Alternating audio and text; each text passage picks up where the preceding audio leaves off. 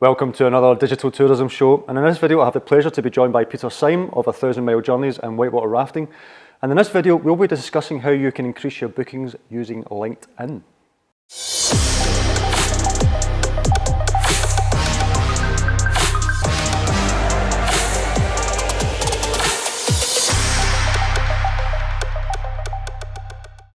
So LinkedIn, you've had some success with it recently?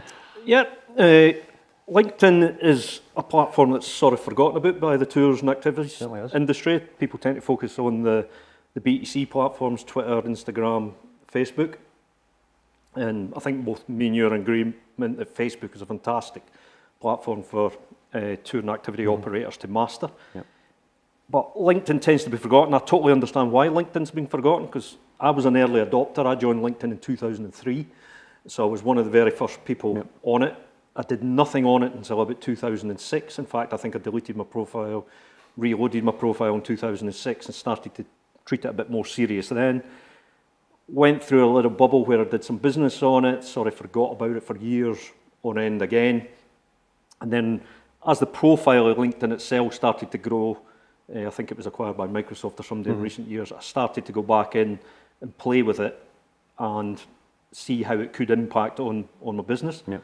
And by definition, therefore, I had to carry out lots of actions to try and make it more productive for the business. In simple terms, and I try to simplify everything down as simple as possible. What is LinkedIn? LinkedIn, to me, is a database. Now, because I'm grey and old, I remember when I used to go and have to buy databases to find people, email address, phone numbers to contact them, whereas LinkedIn gives me 25 million just in the UK contact addresses and ways to access people who can influence our businesses and what we get involved in. So in the very simplistic terms, it is a world-class B2B database, no matter what industry you're in. Obviously, we're interested in the tours, activities and attraction industry, but for any industry, it is a world-class database in a more simplistic form.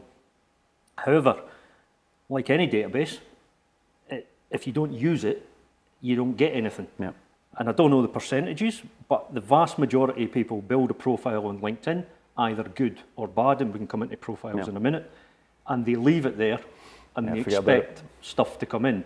And you may, in fact, my son was recently approached in LinkedIn and his profile's not particularly good. He's not put much effort into it, even though I told him to. He was approached with some recruiters soon, so obviously recruiters use it massively to try and recruit people. And if you're wanting to be recruited, you have to design your profile in a certain way. But if you want to attract business, I would suggest you'll be creating your profile and doing work in a very different way from someone who wants to be recruited or headhunted into a different business. Yeah, I know from my own business's point of view, we use it all the time for recruiting and stuff like that. No, we don't use agencies or anything for recruiting. Everything is just done manually through LinkedIn. Yep. So to keep your profiles up to date, it's certainly important. The profile, in simple terms, is your personal website. Why, in today's world, and obviously we know from working with other platforms that you've got to be careful how much time and money you invest in platforms, because at the end of the day, they own the platform, you don't, and a tweak of the algorithm can destroy a lot of your effort and work. But LinkedIn is built on the basis of having membership and these members having a profile. So whatever they tweak the algorithm, and they do constantly, they're not going to change your profile, because that is how they earn their money via the recruitment industry, etc., giving people access to profiles and people's industry experience to be recruited. So you're always going to have that. Therefore, you've got to ask the question as an individual, and I'm not talking about business pages here, just as an individual, that is your website of your personal skills, abilities, history to the world. Do you want to build another website and have another website to maintain on top of your business? I don't personally. I don't think many people do, to be honest. I've got enough websites to look after. Therefore, I use LinkedIn as if someone wants to know about me, I send them to LinkedIn because it is there, and I do update it on a regular basis. Not every month, but probably every quarter, I will do a profile refresh. For sure. And that's the point that you made there. It's all about your personal profile, not your business page. So, and that's where you say you got a lot of the leads in the business from recently. Yep. It was through your own personal one. Yeah, I'm just going to bring up my profile because it acts as a way that we can talk through it in a structured manner. Because LinkedIn's quite a complex platform, and the way it's been designed is not particularly user-friendly, and the mobile version is very different from and just something on that. If you're doing any work on your profile, or doing articles, or doing any work on LinkedIn, I strongly recommend you do it on a laptop or a desktop, because the functionality is drastically removed on mobile, and just as simple as something as connecting with another individual on mobile is not as efficient as doing it on a desktop, because it prompts you with a big connect button, which makes people press it, but it doesn't allow you to send a message. Yep, and that's one thing is like when you join on LinkedIn, don't just blatantly and that's one thing. Don't just ping loads of connect. Now, actually, on mobile, there is a way you can send a message, but you need to know how to do it, and it's not obvious. And I don't know the stats, but I would say 90% of users don't know how to send a message to get a connection on mobile. So my advice would be, if you're changing anything or deciding to do the work on a laptop or a desktop. I do all my work on LinkedIn on a laptop and desktop, but I do all my chatting and messages by my mobile when I'm moving about. But any work I do on a desktop, because there's so much of the functionality removed on the on the mobile. So just, if we start in a logical sequence, you're building into a database your profile. So it's your little tiny digital space on this massive database of, I don't even know how many members are on LinkedIn, hundreds of millions around the world. And you get to have that space, and there's certain things on there where there's a description of what you do, the initial description. And this is important, and most people get this wrong. The first thing they put in is their job title. So I'm managing director at XYZ agency, or I'm vice president of, or I'm tour guide. Most people do it. And the reason most people do it is because that's the way the platform encourages you to do it. But if you think about it from, and you're an expert in Google search and other ways of connecting with people, no one apart from recruiters on LinkedIn are searching for managing director or vice president of XYZ. If they're searching on LinkedIn, they're looking for a solution to an issue they have. Therefore, what you should be mentioning on your profile is your solutions to what your target customer base. It's like your keywords on a website. So it's your keywords, keywords on your website. But if you go through people's profiles, because of the way it's structured, you'll see them putting in their company name, the brand name, and all the rest of it. So if I use my own profile, my headline, and this is seen on mobile or desktop, but it's the bit, and it's also the bit the search engine search, which is that first headline. Adventure travel specialist, that is my core job in life. Digital transformation, travel industry, speaker, advisor to travel industry startups, corporate events, incentive events, charity events, team building, unique expeditions. All of these things are things I do. It's not about me. So one of the psychological things here with LinkedIn is they give you a profile to build, which makes people instantly think it's about them. It's not. You're building a profile for your potential customers. Now, obviously, because you've got a photograph on it and you've got your name on it, you have to mention a little bit about yourself, but I would suggest a tiny amount about yourself and much more about the issues you can fix for your potential customers. And if you were doing this in any other marketing way or any other business plan, you would do it in a logical sequence. And LinkedIn gives you a logical sequence. They just prompt you to do it in a way that doesn't make it makes sense if you were talking all about you. But from my experiences, having changed from having a profile years ago that was all about me and what jobs I did, what roles I did, I changed it to a profile that talks all about the things we fix for our customers. My incoming inquiries have increased by a significant margin. That's purely by tweaking what's on the profile. Purely by tweaking profile, talking about the things I know my potential customers have issues with. So, excellent. The first bit is that, and you need to do this offline. When I say offline, again, because I'm old and grey, I use pens and paper. Don't just go into your LinkedIn profile and start changing everything. Start with an A4 piece of paper and writing it out how you would do it. And this takes time because you'll do one version, two versions, three versions until you're absolutely happy with what you should do. But the first bit, because this is the bit everybody sees, your name and what issues do you fix for your target industry. Underneath that, you get the summary. Now, because we all live on mobile with LinkedIn only shows you the first sentence of the summary. Therefore, it's an incredibly important sentence, because the summaries, I think it's 2,000 words you get in your summary, top of my head. Yeah, I think that's about right. But LinkedIn on a mobile will only show you the first sentence. Even on a desktop, it only shows the first couple of sentences, and then you've got to press a button to drop it down. So and I know you know all this stuff, but they have got to be hooks to get your target audience to press that button to actually see the rest of the summary, because if you don't get them on them first sentences, they're off your profile in a way. And again, LinkedIn, for whatever reason, hasn't really made that clear to people, and it's incredibly important. So there's two things in the profile that I think is more important than anything else. It's the initial keywords, be about what your customers are looking for, and your initial introduction to what you do, because it's one sentence on phone and then a couple of sentences on desktop before you write it down. And the analogy of that is like when you're doing a Google search, you get your meta title at the top, your short description. It's literally that is what you're putting together. Yep, it's keyword rich. It's and it's this stuff is simple, but incredibly hard. You have to do version after version after version, because it's so short, and everybody wants to explain what they do in detail. You're trying to shorten it down to get the right impact with the shortest amount of words.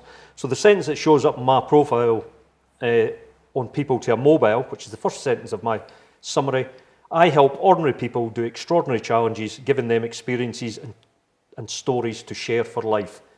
That's it. I don't get any more space. That's all they're giving me on that space. If that hooks anybody, and then it brings it in, on mobile it still shows all your keywords, so there's a refreshing on all the keywords. Again, a refresh. No one's interested in you being a managing director or vice president, blah, blah, blah. No one is searching for that. Or which school you've been to. Or which school I've been for, exactly, although that is at the bottom.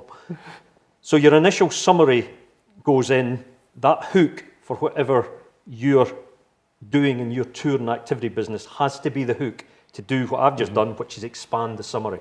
And then the summary gives them an extra up to 2,000 words, I think, in total. But I'm not sure with that, and that would need checked. I believe the next bit under the summary is the one bit that you do talk about yourself a little bit. Because they've been interested enough to click through. I think that next bit is where you give them confidence, authority. Grab them by the way that this person who've hooked me in, now they're emphasising that they can deliver on these keywords that they've said, and that sentence I was interested in. So again, I'm using my own example. My opening hook was, I help ordinary people do extraordinary challenges, giving them experiences, stories to share for life. If that gets someone to expand my profile, the next thing they see is in excess of 160,000 people have experienced their services. Personally, I've travelled and operated in excess of 120 countries. So I'm in the travel business. I'm a tour operator, I'm a small tour operator. People who are looking to do business-to-business deals with me, I've clicked through, I'm giving them reassurance straight away that I've been around for a long time and we've delivered X amount of experience for people around the globe in a safe way. I then believe you want to make it very clear who you work with and who you want to do business with, because LinkedIn, like all social platforms, is once you start becoming successful on them, you have to wade through a lot of noise. And if you're successful on LinkedIn, like any other platform, a lot of noise comes in as well, and that's time to sift through it. So you want to cut down that noise as much as possible. So I believe you make it very clear who you want to work with, and then hopefully that will stop some of the noise coming in. So this is still in the summary. Straight away I move on to who my clients are. My clients include corporate companies, charities, tour companies, schools, families, the military, youth groups, and individuals. So it makes it clear what my businesses operate with, who our target market is, and after talking about who the clients are, what do we do for them? We provide unique challenging expeditions, activity days, short breaks, incentive tours corporate events in Scotland and globally. So we've led in with keywords, we've led in with a hook of an introduction of to get people interested in what you're doing, and if they've found you by the keywords, you would hope that hook is good enough to convert them. You've then expanded the summary. If they've took the hook on the introduction, you've given them reassurance and authority of what you're doing. Then you've made it very clear, straight from the beginning, who you work with and what you do for them. That is as much as most people read. And to be honest, there's tools you can get that will tell you how much your profile people have read and how much they've not. Most people just read the keywords and your initial sentence, and then you get a percentage that will read the summary. How many people read the whole profile? Very few. But the important bit is the people who do read the whole profile are on their way to contacting you. So obviously you've kept them interested to keep reading on and stuff like that. So. I'm just, as we're in Glasgow, we're having some of the national drink of Scotland as we're sitting here in Glasgow City Centre, having some Irn-Bru. Some Irn-Bru. Just on that, actually, Irn-Bru is, Glasgow is or Scotland, I should say, is the only country in the world, I believe, where Irn-Bru is the #1 soft drink. Everywhere else it's Coca-Cola, so there we go. Yeah. We like to do things different here. And the second most sold country is Russia. Moscow being the main city for it. So obviously, having your profile optimised is key to helping you, get people interested in you initially, hopefully driving some leads through that as well. But that surely isn't going to be the only thing it does. Make sure you have to keep posting on that, keep it up to date. What's the sort of process you went through to generate the leads that you were mentioning in the bookings? So, and I'll just, before we go into how we've been generating leads, I'll stick on the profile. You've got that summary. What I've then expanded in my profile is I broke down each of my clients on the expanded summary. So I mentioned who my clients were, but then I've given them a paragraph each. Excellent. Yeah. So if I find one in my corporate events, corporate incentive, team building events, school and youth events. So these are our event business when we work with groups. Organising the best event that is different is a challenge.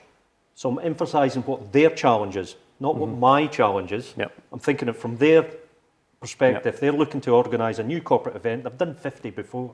They're looking for something different. So I understand they have a challenge, and I'm making sure they understand I understand.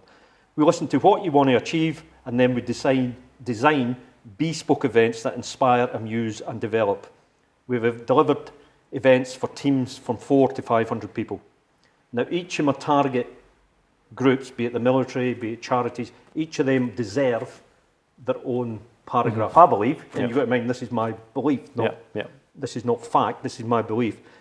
And it's working for us, that if you give your target customer, you're basically taking what you know their pain point is, or some of their pain points, and then answering their question. And this is sort of marketing 101. All you're doing is taking it onto your LinkedIn profile. So that way you built up from the beginning, a whole thing, and I come back to this, upwards of 90% of my profile is not about me. It is about the clients.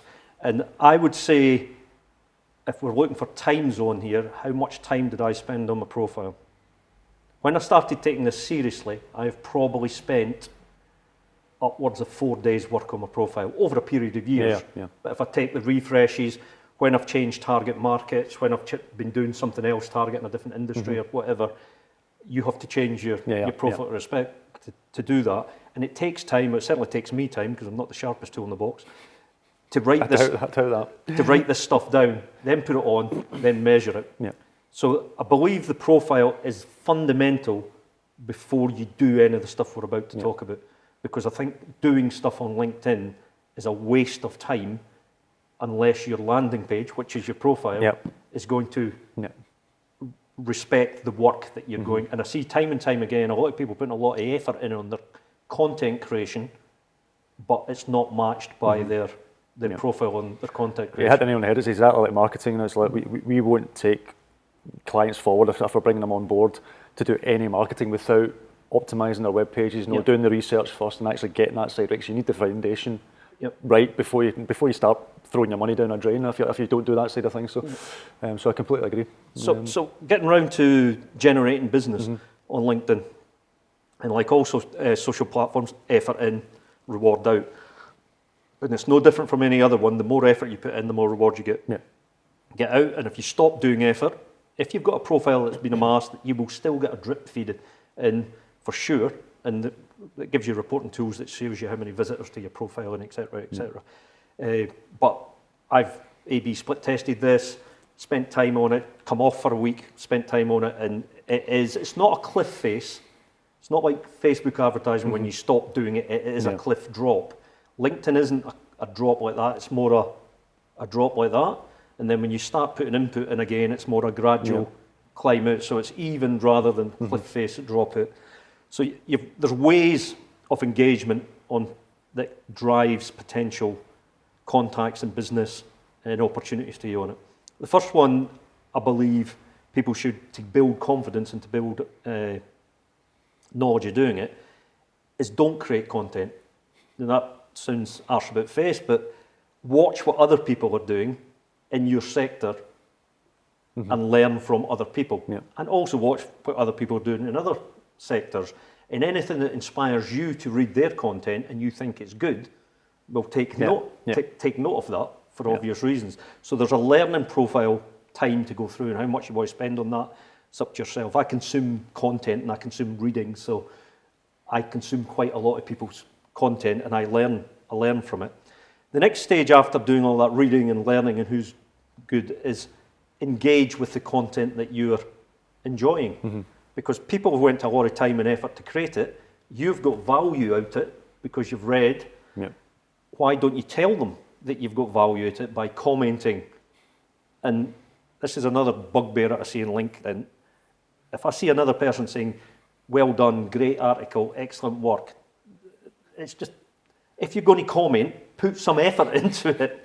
It's a good point. It's a good point. Don't just, it's better, in my opinion again, and this is only my opinion, it's better not to comment than actually just say, great work. At least if you've enjoyed the content, or you've more often than not learned some from the content, comment on it. Learn, like, what did you learn? I enjoyed that because I learned X, Y, Z. Have you thought about this if you want to engage in a two-way thing?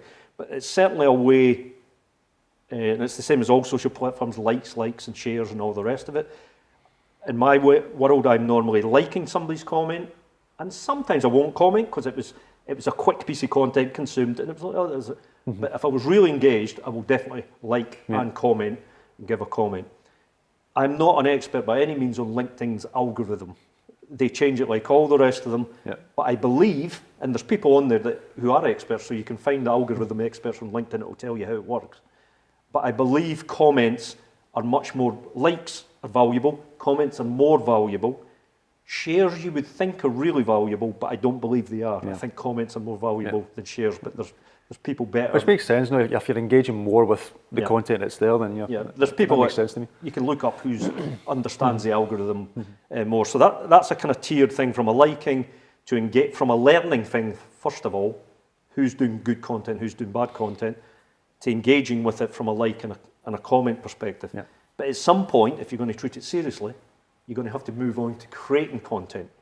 And you're in the creating content business and helping people know. You know that can be quite a challenging thing. For at the end of the day, we're talking about tour operators here and experience providers.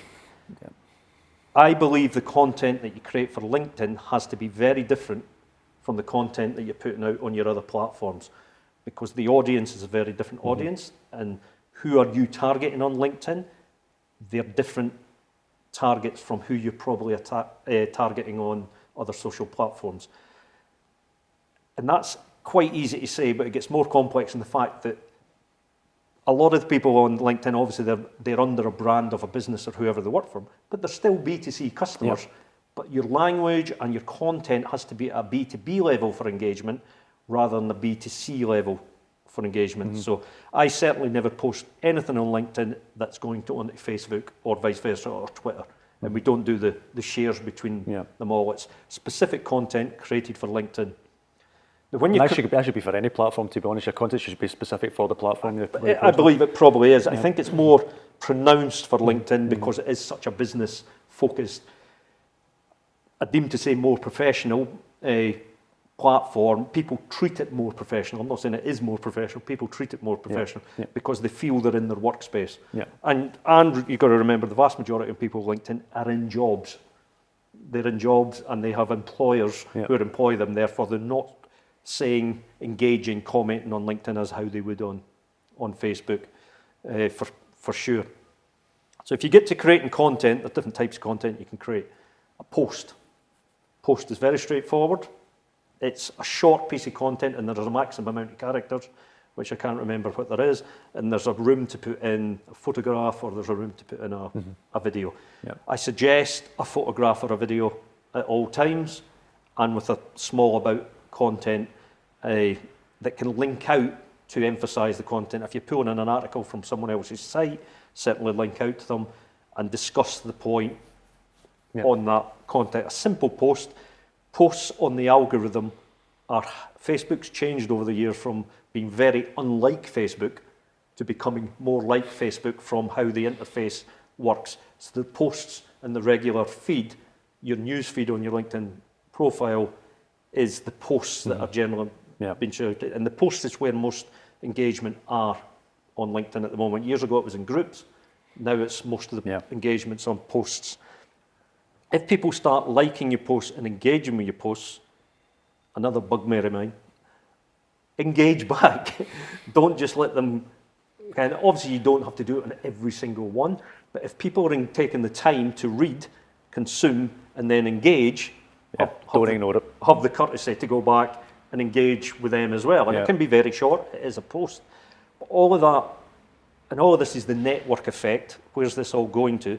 All of this is helping build your profile, because every time you're engaging, every time you're liking, that is being shown to their connections as well as your connections. Exactly. And just to get back to the fundamentals, LinkedIn is built on a connection pyramid of, I'm connected to you, so we're first connections. People you're connected to, but I'm not, will be second connections. And then third connections that I never ever get to. I just focus on my first and my second are there. So you're in a pyramid effect of connections. Therefore, you're building your profile and you're building your engagement to expand that profile of connections.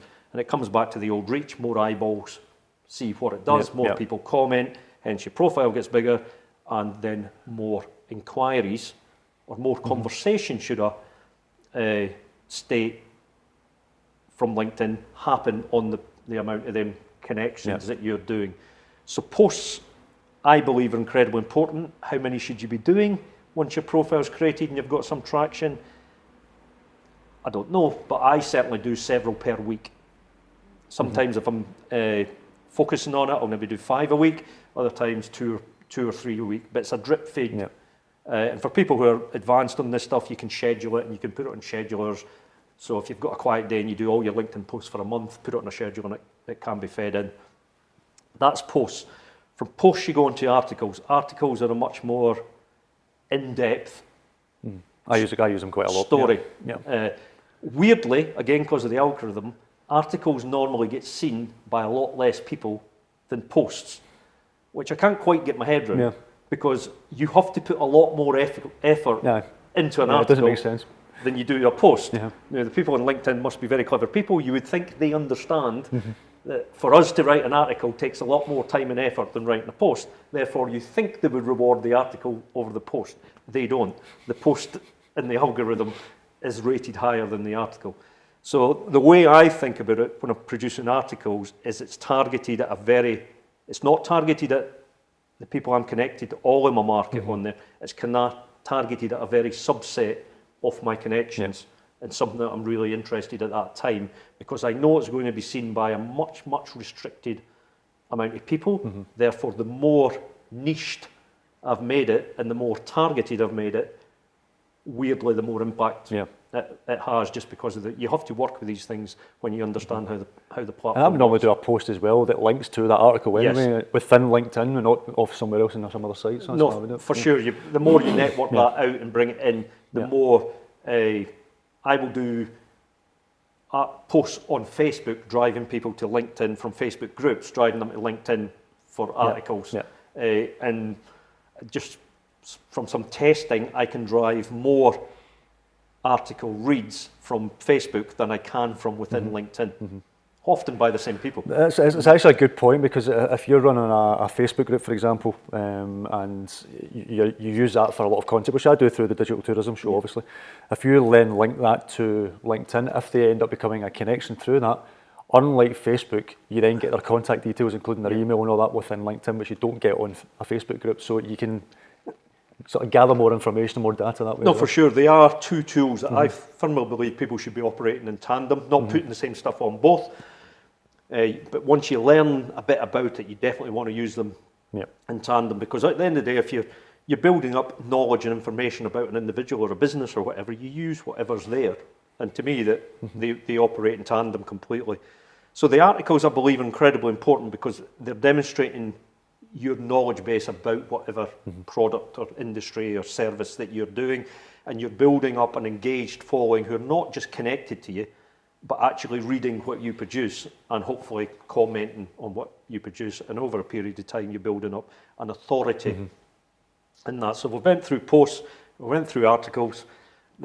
The other bit I think is critically important in today's world, it wasn't so important in 6 years ago or 7, 8 years ago, is you need media on LinkedIn as well now, which you're an expert in producing videos and stuff like that. So at the bottom of your profile, going back to profiles, after all of that stuff about your customers and about your target clients, you need some authority media down there.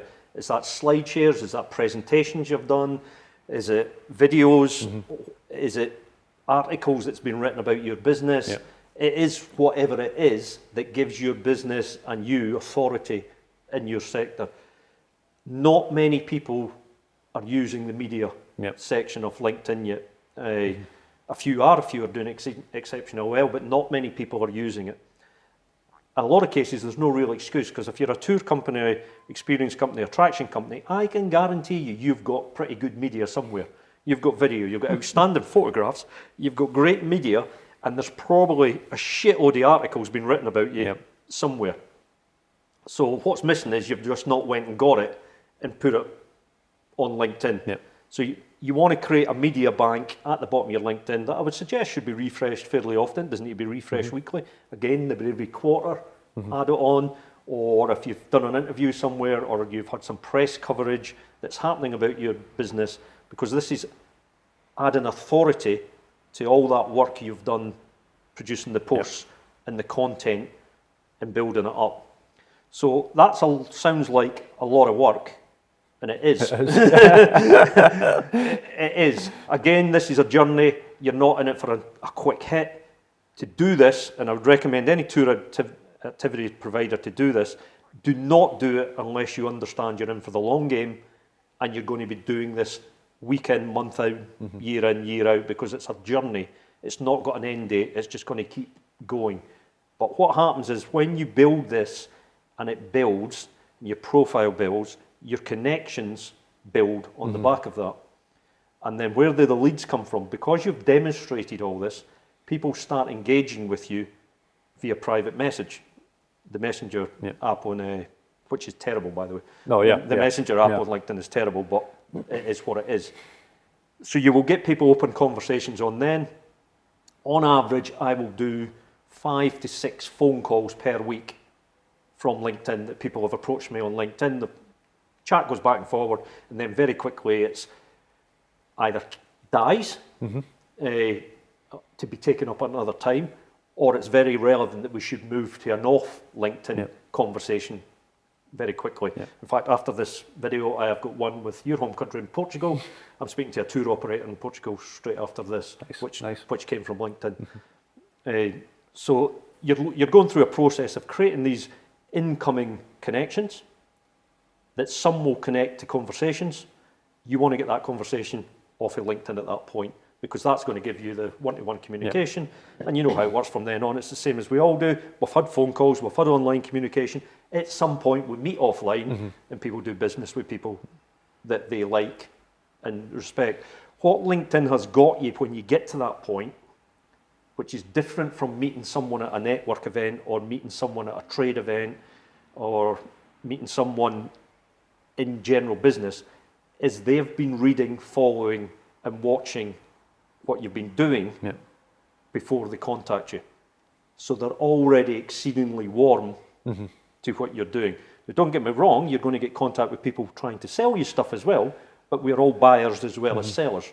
So you're going to get people trying to sell you stuff. I was going to say that's one of my bugbears with LinkedIn, and please don't do this, but it's the amount of people who I've had connect in with me. Either I've just had connection straight away, or they maybe add a little note, but it's quite irrelevant of what they write. And then as soon as you accept that connection, the first private message you get is, oh, we can build your websites and give you SEO services and this and that, or whatever it is the service you're in, and you're just going, that's not how I don't know you, why would I buy from you? You have to build up that trust first. So that is an example for all the touring activity operators out there. Don't do that. Yeah. that is the worst possible thing you do. Don't connect with somebody and try to sell. And you see constant posts on LinkedIn, people complaining about this. I kind of take a different view. All that tells me is there's a lot of people on there that have not been educated about how to do social correctly. I also, because we're in the travel business, a lot of my connections come from a lot of developing countries as well as developed countries. And these guys and girls in the developing countries think this is the way to do it. I've now got a connection because you've accepted a connection. They bind you with a... And there is an education part to go through with this. And I actually think some of the platforms like LinkedIn should be doing a better job of, again, if you're signing up with LinkedIn, here is how you X, Y, and we can argue about how you use it, but I do believe there's a responsibility for the platforms to try and help their users use them in the correct way, and that is certainly not the correct way. But my main point on it is, my experience is the leads that are generating because of the work I've done through that profile building, content building, constant engagement, they're very, very warm leads. And this is without doing any LinkedIn advertising or nothing, it's purely content? Because I test everything. I've tested LinkedIn advertising. It's pretty crap. It's not a patch on Facebook. It just doesn't seem, and I don't know why, because it's getting the engagement, it's getting the reach, it's getting in front of the way you program it to get in front of people. I just don't think people on the platform... It's what you said earlier on, people treat LinkedIn differently. So I personally don't think ads work that well on LinkedIn. Someone will crack it, I'm sure. Something that will happen, but... At the moment, it's my testing on it failed on paid ads. And actually on that, just recently they've redesigned the whole interface to look very, very much like Facebook's advertising platform. And I can see from their point of view why they would want to be, because it's a massive revenue generator for them. But my experience is, and to be honest, I've tested it maybe 5 or 6 times. It's not extensively like I have done with Facebook. I just can't make it work, therefore I don't do it. I'd rather spend time, which is money, creating better content, creating better engagement with the content, going through my connections and working with them again, rather than paying ads to go through it. But my point is that what comes in when you do this is incredibly warm, and in some ways warmer. And we do stuff on Facebook. Not in some ways, a lot warmer than the Facebook. Like our conversion rate on Facebook is, we do well on Facebook, but the conversion rate is relatively small compared with some other routes, because it's so easy to inspire people on Facebook. It's so easy to get an inquiry on Facebook, it's unbelievable. Therefore, your conversion rate isn't that high. Whereas you have to work harder on LinkedIn, but they're really warm. But the leads more quality. And coming back to why this is important for tour operators, remember who you're targeting, probably on LinkedIn. You're targeting B2B partners. So it's not a one-off customer who's going to do business with you once. It's normally a B2B partner. So in my case, it's a lot of the time it's incentive companies, destination management companies who are working in corporate events and stuff, that makes sense. Who are working in areas who they may only do 1 or 2 pieces of business with us each year, but that's 1 or 2 pieces of business for years and years and years, compared with normal customer on Facebook will do business with us once, maximum twice in their life. So the value of the potential leads for touring activity companies on Facebook, I believe, is much higher. And you get the direct business where it's just one-off events, and individuals as well. As a tactic I tested in Glasgow, actually, and Edinburgh several years ago. I was connecting people not just within our industry, but people in different companies who I was connected to as second degree connections. but they would be in all sorts of different businesses around Glasgow. But I was doing network in Glasgow at the time. I was putting a bit of effort into building up our Glasgow profile because we'd invested some money in Glasgow. We've got a good profile in Edinburgh because that's where a lot of our business comes from. So I thought I'd put some effort into Glasgow. So I connected with a lot of new connections in Glasgow who were connected to other people. Got in a conversation with them. They all instantly got a free experience with us, and they giving me a free experience. A lot of them didn't use it. A lot of them did use it. But it certainly put me in their mind frame because no one gives much away for free on the Glasgow thing. Off these free experience, it was to an individual, so I'm only giving away 40, 50 quid's worth of experience. But I can't remember the number of corporate functions we got on the back of that, but it was significant. And each corporate function is worth X thousands. So whatever we gave away, we got back from individual bigger events for 20 people, events for 100 people, came back on the back of that. Not in a week, when in the month, we did it for about 2 months doing this. It didn't all come back then, but over a period of 12 months, because of that, we generated, and that to us was completely new business because Glasgow had not been a good market for us. We hadn't put any effort into Glasgow really. So we got a lot of these Glasgow companies doing events with us on the back of LinkedIn just by going through what I've spoken to here. The other thing for tour operators, now that's jogged my memory, it's very tempting in LinkedIn to go global straight away. And depending on what you provide, that may be, if all your customers are inbound from other countries, you have to go global. But I focused local first when I was building. So it was Scotland first and more targeted than that. It was city or region in Scotland targeted to build my profile and connections in that city, then the next city, then there. And then I went out to different destinations in different countries. Could be completely different for different businesses, but it comes back to the business really understanding who their customer is, where their customer's coming from geography-wise, because LinkedIn lets you build by geography. And I should have mentioned that at the beginning because that's incredibly powerful. You may be an operator who only takes your business in a small geography. Then what's the real value of building a profile targeting another 15 countries? You'll be maybe an inbound operator that only takes international business. I would hope you would know who your number 1 country is, your number 2 country, your number 3 country. Therefore, your strategy would be to build B2B connections in your target countries who are providing you the most business. Or you decide you want to build up an up-and-coming country. So we decide China's everywhere in the market news at the moment, the amount of customers coming out of China. You're looking to build up your Chinese business. It's not going to be an instant hit. It's going to be a long process. Let's build up your network of tour operators and potential business-to-business partners in China. But that geography search function is probably one of the most powerful functions. The search function is incredible, actually, the amount of filters you can use to find that information. In terms of your profile, do you think having a premium account, which gives you the sort of in-mail sort of functionality, do you think that's important to have? Or do you think that little badge next to you saying you're a premium member? 2 thoughts on this. If you watch this video and you decide to do something about LinkedIn, I would say, and you're not a premium member, I would say don't buy it because it's quite expensive. I don't know what it is, but $1,000 a year or whatever it is.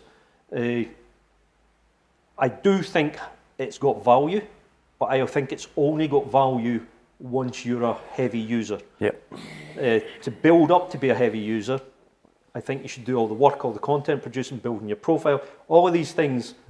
A premium member doesn't get any more tools to do it than a free member. So you can do everything I've been talking about as a free member. The premium member, particularly if you use Sales Navigator, with it comes with a lot more search functions and a lot more basically CRM tools to help you target individuals. But I would say that for tour and activity operators, being a premium member is not critical. It's not even slightly critical. I would say you can do everything you want to do without it. If you become a really, really heavy user, I find the Sales Navigator tools and being I don't know if the badge brings you any more credibility. I don't think it does. I think it's because there's so many people on LinkedIn that have not got it. I don't think it brings anything. But I personally like some of the extra search functionality. That's what I use it for, but I have to say the in-mail sort of functionality, and for those who don't know what in-mail is, it allows you to connect with your third connections that you're not really allowed to connect with. Send them an email, but I have to say I've found it pretty poor in terms of I'm not a heavy user. I'm not a heavy user of in-mail. If I want to, I have used it, and again I found it's not great. And I see in-mails coming to me, and they tend to be the last one I read. To be honest, I read the ones from my connections before I'll read in-mails coming. I find it's easier if I want to get to someone who's outside my network, the first level, and it's easy to go to who you see is connected with them. And if I've only got two, and it's maybe a bit, and I don't really know them, but if I'm connected with somebody and we've got 500 joint connections, there's a chance I can get to that person via an introduction. That's what I was going to say. To me, that's the more beneficial way of doing it. Asking for the connection. Asking for the connection rather than the in-mail.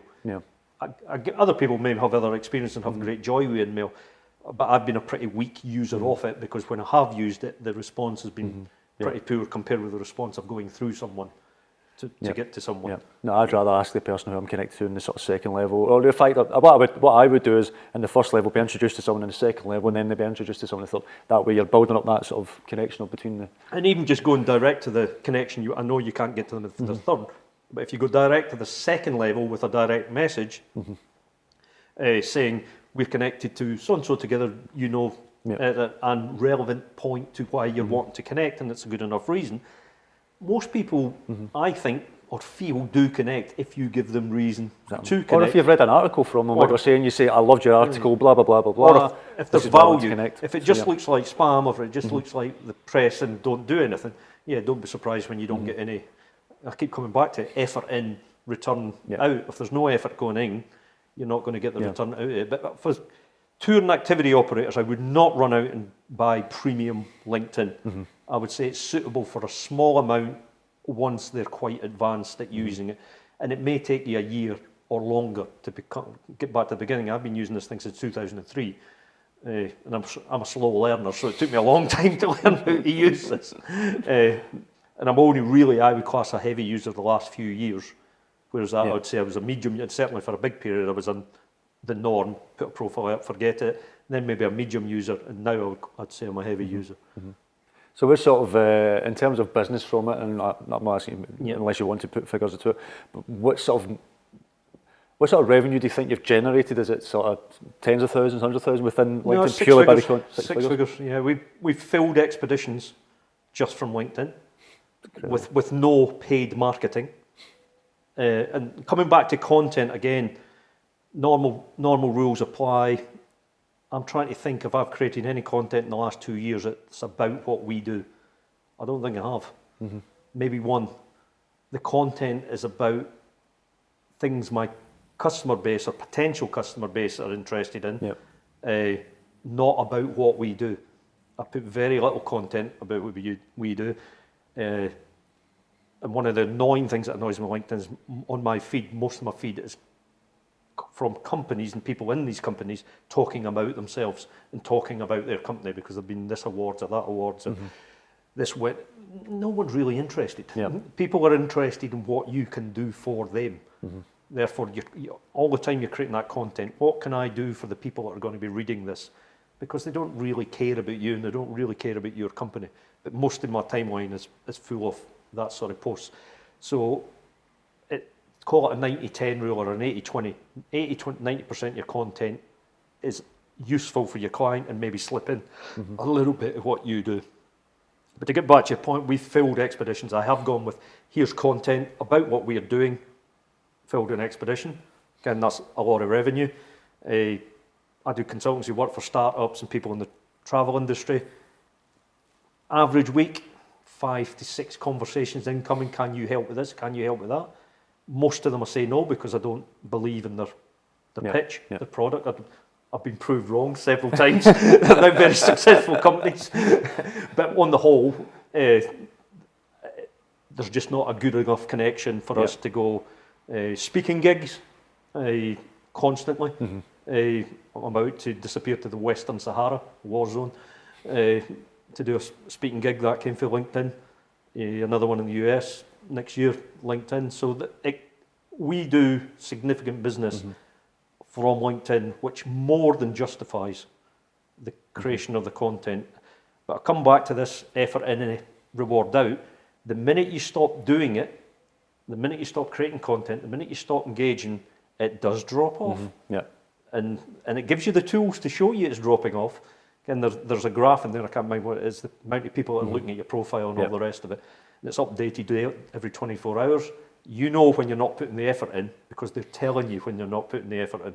And for sure my inbox has less opportunities when I'm not putting the effort in, and when I'm putting the effort in, my inbox has more opportunities. It's incredible. Incredible. So there you have it, making 6 figures from LinkedIn with no advertising. The only spend is really your time. Yeah, but I do emphasise this time, if you're starting from scratch or a basic profile, you're not going to get a reward in 2 to 3 months. This takes a lot of thought, a lot of effort, because it's very, very personal to you and what you do and who you're doing it for. And you really need to understand all of these bits, especially who you do it for, the clients. You really, really need to understand your customer profile, who these customers are, what are you doing for them, and word it in a way that is understood, and then go on the content creating path that takes time, months of building up your authority and your reputation in there. So it's definitely not something that you can put a bit of effort in and think I'm going to get rewards out of it in a short period of time. Unless you're a genius, it's just not going to happen. This is a long-term process that you sometimes fit it, how you fit it into your day. I do 20 minutes in the morning, every morning. One of the first things I do after cleaning up after my 7 dogs is 7 dogs is sit in LinkedIn, answer my messages, and decide. I've got a scheduler, so some content is scheduled to go on, but I have a quick lead off my news feed to see if there's anything interesting on there. And by the way, we haven't talked about that, but you can make sure you're seeing the things you want to see on your news feed, and make sure you're not seeing things you don't want to see. And again, most people don't realise that. You can train your news feed to show you what you want to do, but again, it takes effort to make sure you're clicking on, I want to see this, I want to follow them, so it's in my news feed. I don't want to see this. And if you start to have a big network of people, it's possible to, if someone who you still want to be connected with on a first level, but is producing a lot of content that you don't want to see, it's simple enough to stop seeing their content without removing them as a contact. So over the years, I've trained my news feed to show me the content that I want to see. So you can, and that's where you get your engagement levels, because you want to see stuff that's interesting to you, so you can go on there, engage, and think back to the rule. You're trying to engage with people more than you producing content all the time, and then you're dripping feed into it. But is it something tour and activity operators should use if they're small 1-man, 2-man bands? Over Facebook, I would always put I would put what you do, Google search number 1. I would put Facebook / Instagram number 2. I would have this probably number 3 with Twitter, but again, it depends on the customer base. Are they 100% B2C? If they are, probably don't go near LinkedIn. If they're working with a lot of partnerships, B2B relationships, the industry, I would say it has to be in that mix and treated seriously. But again, each individual tour and activity operator will be different about how they do it. But to kind of summarise up, it's not being used well by our industry at the moment. When you look at the people in our industry who are using it well, are the media outlets in our industry, some of the agencies in our industry. So some of the surrounding services of the tours and activity industry are using LinkedIn very well. But actual operators, the people who do the doing, are not using it particularly well. So I would think there's a huge opportunity for the operators to get on there and capture some business from LinkedIn. No, I agree. I think LinkedIn is vastly underutilized in many industries, to be honest, but I think especially in tourism and tourism activity, it certainly is. And just on the back of that, I think I need to go and have a look at my own profile and just double check I've got everything that you mentioned in place. Because I'm thinking, I remember doing that, but how long ago was it I updated that? So I need to have a look. and I would say that's just normal. I did it for decades. It's just you put stuff on there and you forget about it and you just don't update anything, and life's moved on. There's people with profiles that are in jobs that they've not been in for years ago. And so at the end of the day, it's just a digital piece of data out there that is pointless unless it is updated. And even just updating your profile, I don't think is relevant unless you're actually doing. This is something that people. I'm not sitting here saying go and do this. This is the great thing for tourism activities. I'm not saying that at all. I'm saying this is something you need to think about because it is a revenue generator if you apply it in the right way. But if you're a two-man band and you're already incredibly busy and you've got all of this going on, is this one of these things that people come along with? Yes, it is. That's the game you're in now. And you have to prioritise your time. So it may be that you can't do all of this, and that's a decision you have to make. But I believe operators should understand all their options to how to drive business. And just use whatever platform is going to be more suitable. It's going to drive, well, not more suitable, but they think it's going to drive the most bookings and leads and things like that. This is bad for your business, but you know this better than I do. What's the thing operators keep whinging about, particularly small business? We cannot afford. I can't afford that. I can't pay for that. I can't do that. I'm a small operator. I haven't got the marketing budget. That is the constant statement from small operators.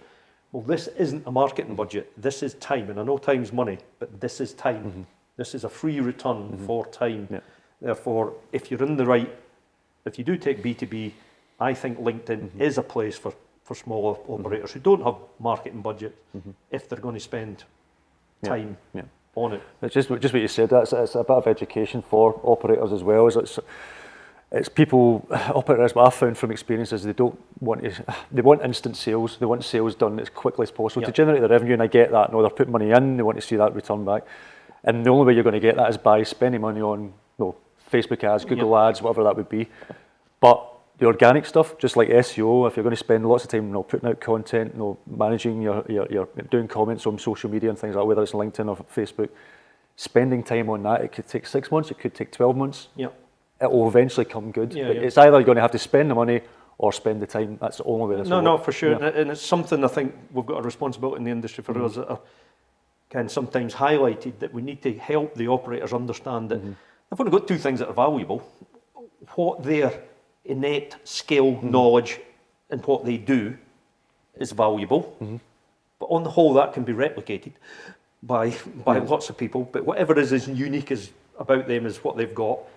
And their time is the only other thing they've got is valuable. And how they apply that time is up to them at the end of the day. But there is things there that time applied correctly will give them a reward.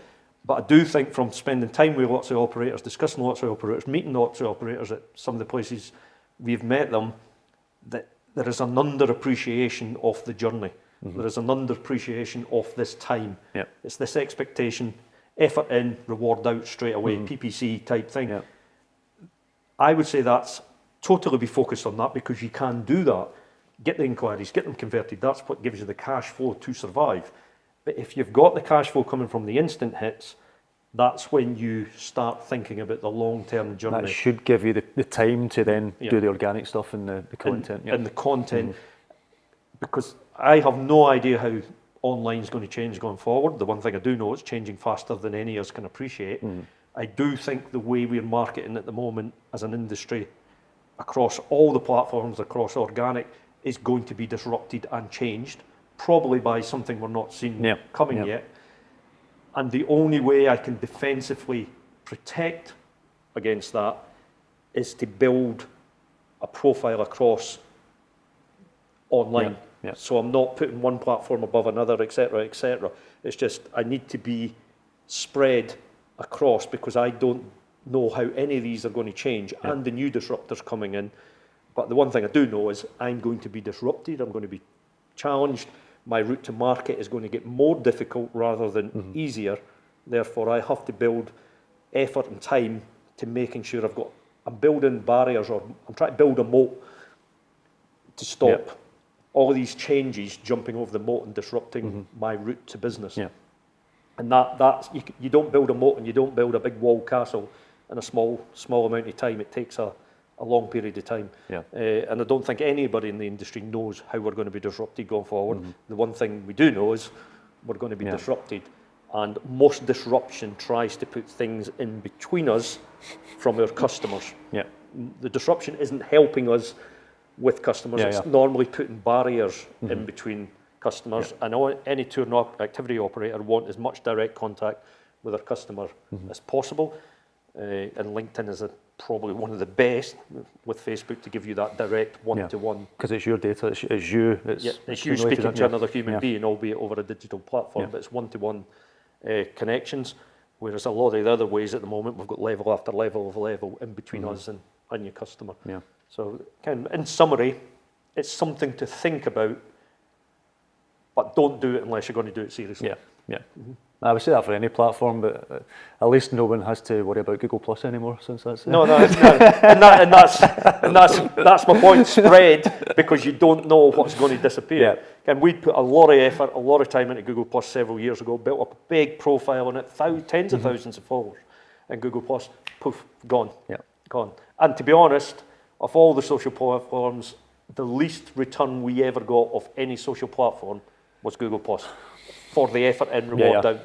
It was not a rewarding platform. Well, as Google admitted in the article recently, because they obviously closed it down, was it was doomed to fail from the start. So it just goes to show you. That was a platform that cost us time, money, effort. Yeah. It didn't give a reward. But we're in business, that's the game. Yeah. But no, Peter, found that fascinating. I'm definitely going to go and have a look at my LinkedIn profile. Just make sure it's as optimised as much as possible, because I know I haven't probably looked at it in a good 6 months or so. And go back to it. But no, I think I'm going to put more emphasis onto it again now. So I appreciate your time. And, good. Nice to meet you again. You too. So yep, if you like, I'd love to hear your comments on what Peter's saying. Do you use LinkedIn? How have you found it? Or if you don't LinkedIn, please get in touch with Peter or myself. We can hopefully help you further. Obviously, you can comment on YouTube, Facebook group, wherever this video you watch this video. So until the next Digital Tourism show, see you soon.